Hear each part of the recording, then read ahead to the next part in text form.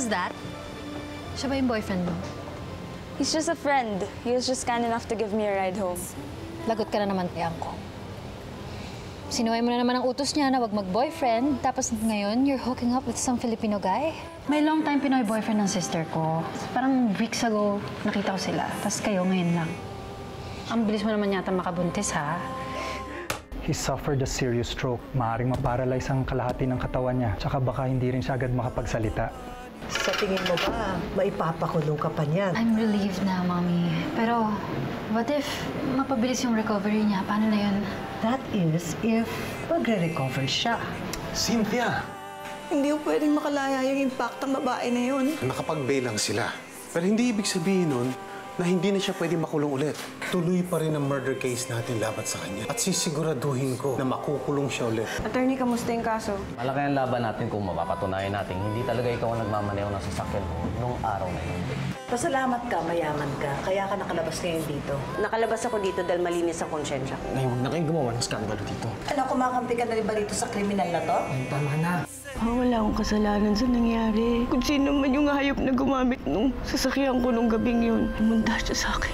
Naniniwala ka bang inosente si Tita Ivy? Ako ba, pinagbibintangan mo ako na ako yung gumamit ng kotse ni Tita Ivy that night at nakapatay sa tatay ni June? Marami ho pala talagang kasalanang nagawa sa inyo yung Ivita na yun. Kung meron kang alam na pinakamatapang na asido, pwede tulungan mo akong makakuha nun. Siguro pagka nasabuyan kong pagmumukha ng impactang yon, baka medyo mawala ang galit ko sa kanya. June! June! Karen. Ko kanina pa kita hinahanap. Nag-aalala na ako sa nanay mo. Bakit? Ano meron? Masyado siyang frustrated kasi nakalabas na yung tita ni Rachel dun sa kulungan. Sabi niya sa akin kung hindi daw niya kayang mapabulok sa kulungan yung Ivitan, mamanu-manuhin niya daw. Papahanap siya sa akin ng asido, June. Ano? Nay? Nay? Kuya, Gigi, ano, Nay? nakabihis. Aalis daw. May pupuntahan lang. Saan daw pupunta? Parang sabi niya sa Maynila ata.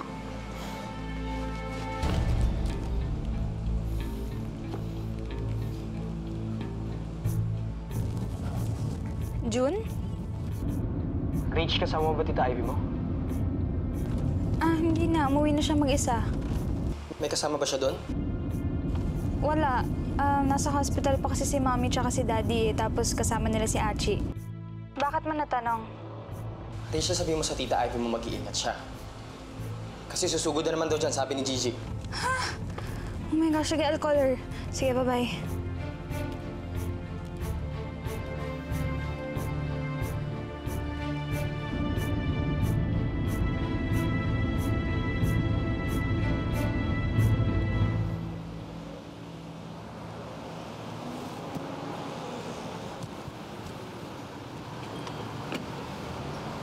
Morning po, ma'am.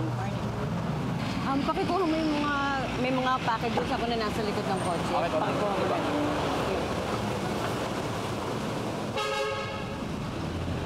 Ivy!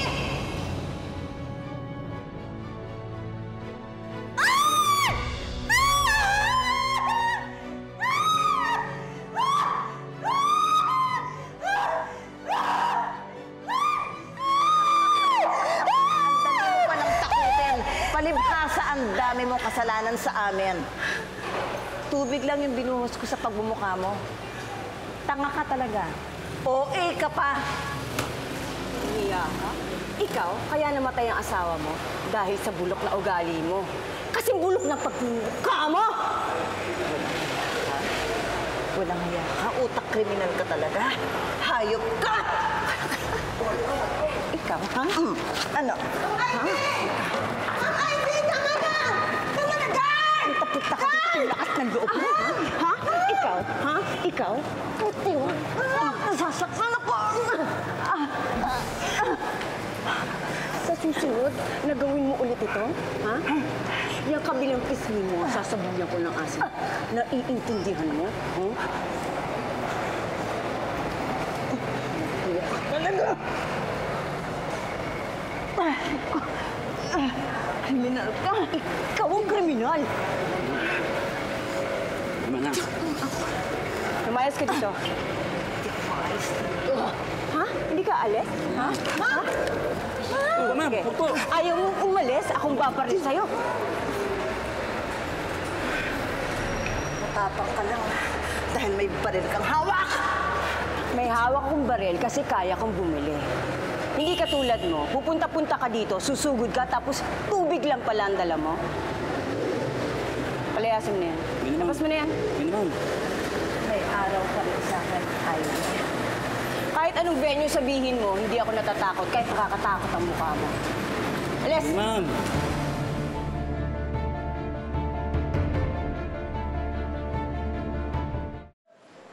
Ay, talagang napakawalang hiya ng babae.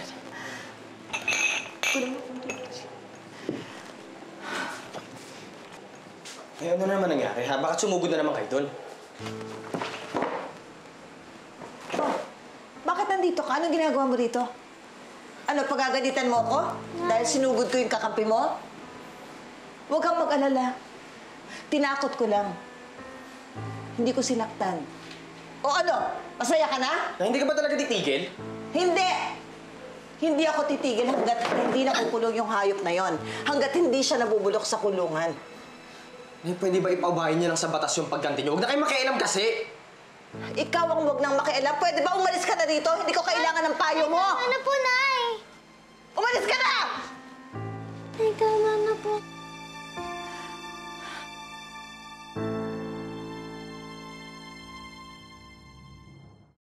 Buti na lang at wala nangyaring masama kay Aling Ivy. Paano kung meron?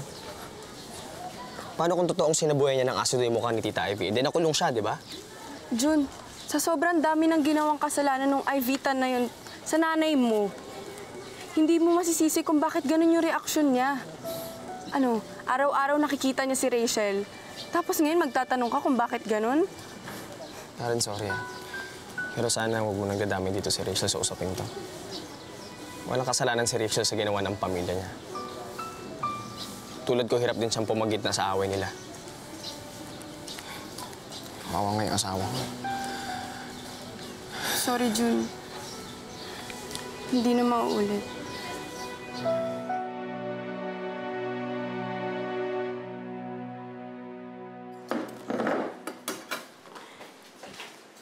Ba, mukhang masarap yan ah. Si Jun.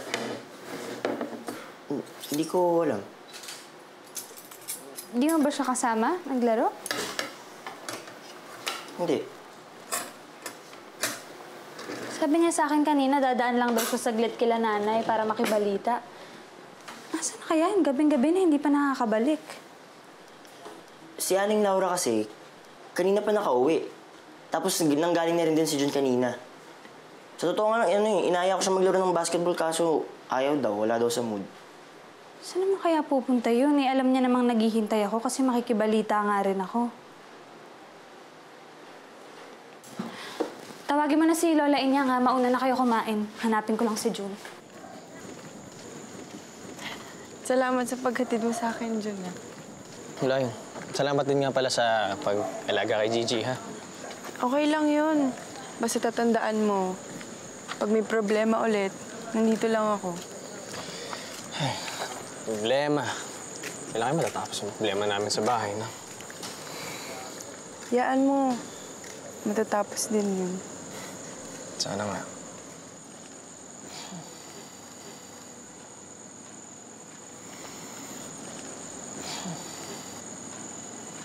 Jun? Rachel? Dito ka lang pala. Kanina pa ako naghihintay sa bahay Pasensya na. Si Jun kasi nagpimilit na ihatid ako eh. Sana hindi ka nagpapilit. Alam mo naman na makulit, pinatulan mo pa. Pasensya na. Halika na, umuwi na tayo sa bahay. Nakadalawang init na ako ng ulam, di ka pa umuwi. Halika na. Sunod ako. Ito na.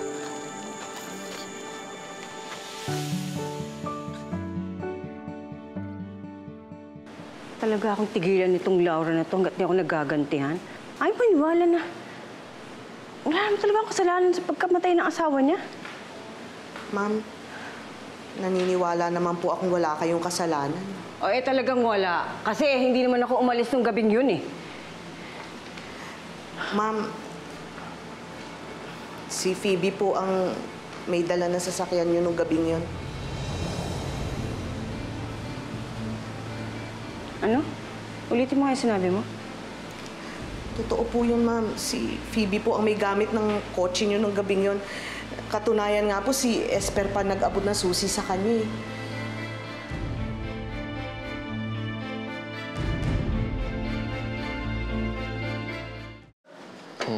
Kumain na muna. Nauna ka na. Nawalan na ako ng gana. Magugutom si baby, oh. Anong ginagawa mo? Mami, tunggots na ako. Sabay na tayo kay Daddy. Kinig mo. Yung anak mo gutom na. Huwag mo inaaway yan. Tama nagsusumbong sa daddy. Kain na. Dali na. Bakit kasi kailangan mo pang ihatid si Karen? Lapit-lapit lang naman ang bahay niya. Isang tumbling lang, nandun na siya. Eh, minsan lang naman. May gabi na eh. Tsaka babae yung tao. Paglalaki na kang mag-isa sa gabi. So you really care for her? Samantalang ako, namuti na yung mata ko dito sa kakahintay. Wala kang pakialam. Nagsiselos ka, ano? Oh, ba't ako magsiselos? Assuming? Eh, ang gwapo ng asawa mo eh. Tapos di ka magsiselos pag may mga kasamang mga chicks sa tabi-tabi. Kaya nagsiselos ka? Sorry, hindi ako nakukyutan sa'yo. Hindi ka kaselos-selos.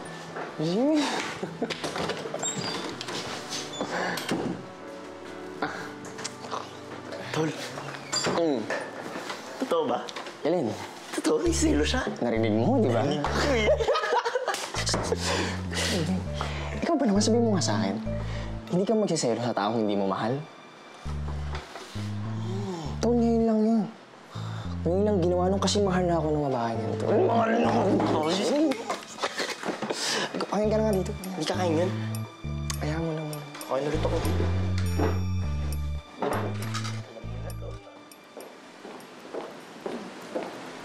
Phoebe, pwede ba tayo mag-usap? About what, Tita Ivy? Ikaw ba gumamit ng sasakyan ko nung nasagasaan si Sito? No. What are you talking about? Huwag ka na mag-deny. Alam ko na yung totoo eh. Ikaw ang gumamit ng sasakyan ko. Ikaw ang nakasagasa kay Sito. Ikaw ang nakapatay sa kanya, hindi ako! Tita, stop it! Hindi nga ako yung gumamit ng car mo that night. At mas lalong hindi ako yung nakapatay kay Sito. Pwede ba? Huwag mo nga ipasa sa akin yung kasalanan na ginawa mo. Sinungaling ka! Hoy!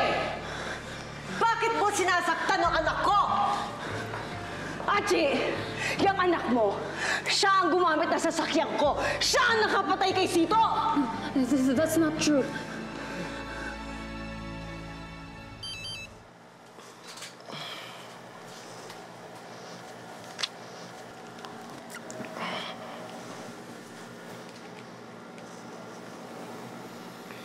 Rachel, sasaglit lang kay Gigi, ha? Si Gigi ba talaga yan? Hindi si Karen. Si Gigi to. Hindi, nagpapatulong kasi sa math assignment eh. Nahirapan daw. So, huwag ka na magselos. Hindi naman kita papalit kay Karen. Ang kulit mo. Hindi nga ako nagsiselos dun sa Karen na yun. Pwede, sige. Ikaw na hindi nagsiselos. Basta sasaglit lang ako, ha? Babalik ako agad. Tulog ka na.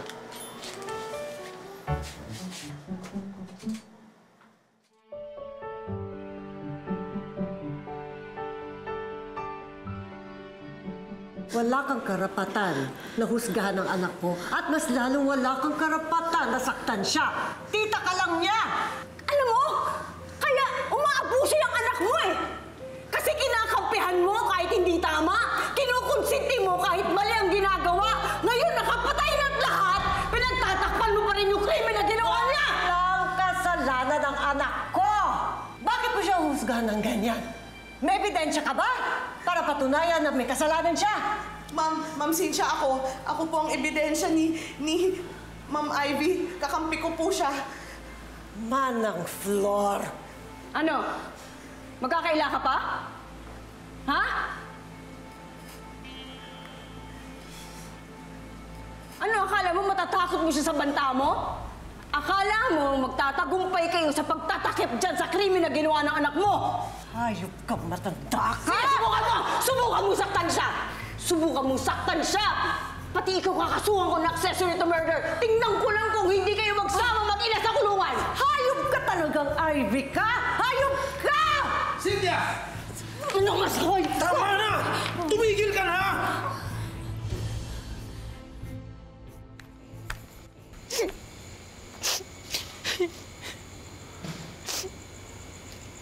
Karen? Karen! Oo, ano nangyari? Tulungan mo naman ako. Nabasag kasi yung binili ko na bote ng suka. Ayun. Halika, tumiyo ka. Dali. Dandahan. Huwag mong tatapak, ha? Punta tayo dito. Dandahan. Upo na.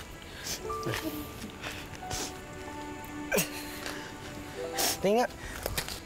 Ito ah. Ito, tagalin ko muna yung bubog ah. Lalim. Aray ko, Jun. Hindi lang. Lalim kasi. Ba't kasi nabasag? Mamadali kasi ako eh. Nakabanda ng panyo? Wait lang, isa na lang. Isang pesil lang. Ha? Two. Aray ko. Stay away from my husband! Rachel!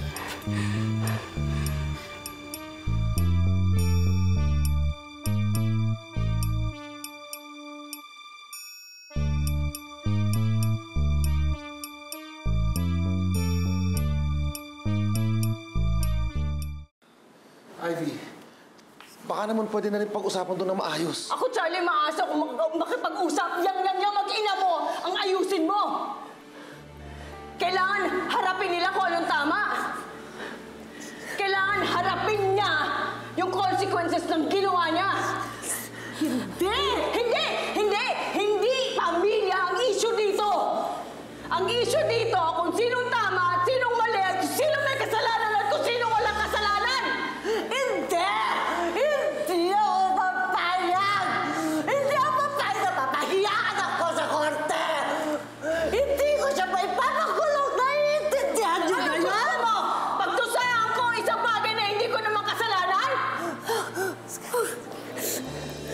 Ikaw, Phoebe, kahit pamangkin kita, hindi ko kukonsintihin ang ginawa mo kahit mali. Pagbayaran mo yung kasalanan mo! Hindi, wala akong kasalanan. Si Sito ang may kasalanan ng lahat. Kung hindi siya makalat-kalat sa kanya, hindi ko siya masasagasaan. Phoebe!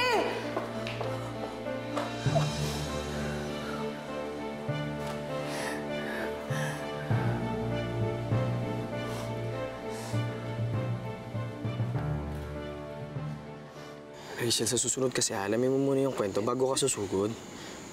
Pauwi naman na ako eh. Nakita ko kasi si Karen eh, nabubog kasi kaya tinulungan ko muna. Hindi, sorry. Rachel! O bakit di mo sundan yung asawa mo? Mamaya sumakit pa yung tiyan nun sa pagsiselos. Kasalanan ko pa. Paano yung paa mo? Paalang to. Malayo to sa bituka. Sige na, umalis ka na. Sige, susunod ko muna si Rachel, ha?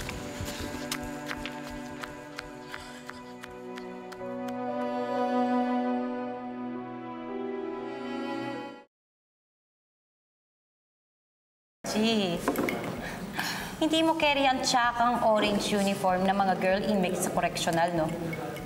Huwag kang papayag na makulong na basta na lang ganun. Ba, hindi talaga ako papayag. Wala akong kasalanan, no? Kundi kasi harang-harang yung Sito na yan sa daan. Sana hindi ko siya nabangga, di ba? Tapos idadama niya pa ako sa katangahan niya. Eh, paano yan, ha? Papayag ba ang tita eh, hindi mo na di ka managot? Basta, hindi ako makukulong. Hindi ako papayag na makulong ako.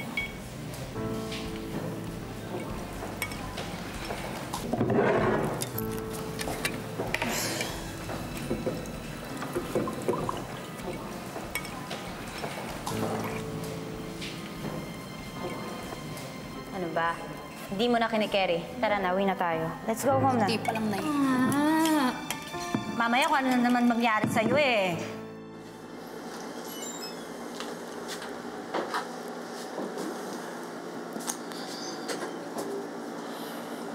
Rachel, kalimutan mo na yun. Sorry kung napagsalitaan kita, ha? Huwag ka na mag-sorry. Kasalanan ko naman eh. Bigla-bigla na lang akong nanunugod. Di man lang ako nagtatanong kung ano talaga yung nangyari. Sure, tama na. Naiinis lang ako kasi hindi naman ako ganun eh. And yet I did it. Hindi ko alam kung bakit ko ginawa yun. Siguro nga nagsiselos ako kaya nasasaktan ako kapag binibigyan mo ng atensyon si Karen. Nagsiselos ka? Ibig sabihin, nasa puso mo ako. Mahal mo na ako, no? Hindi ko alam. Hindi ko alam.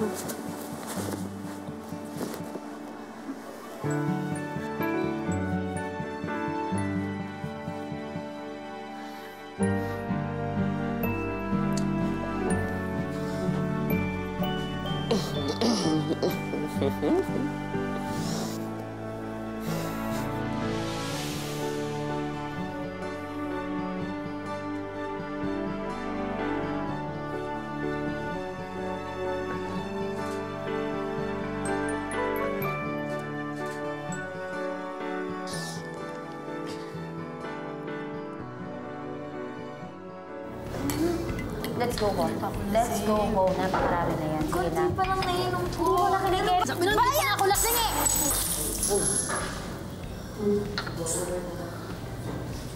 Phoebe?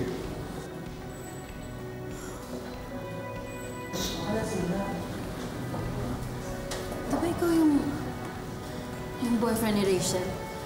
Yeah. Yeah, and I'm back. Where is she? Where's Rachel?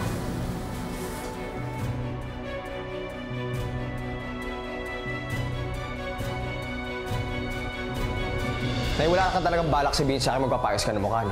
Matagal ko ng desisyon na ipaayos tong pangit na mukha na ito dahil tuwing nakikita ko tong peklat na ito, naaalala ko lahat ng masasamang nangyari sa buhay ko.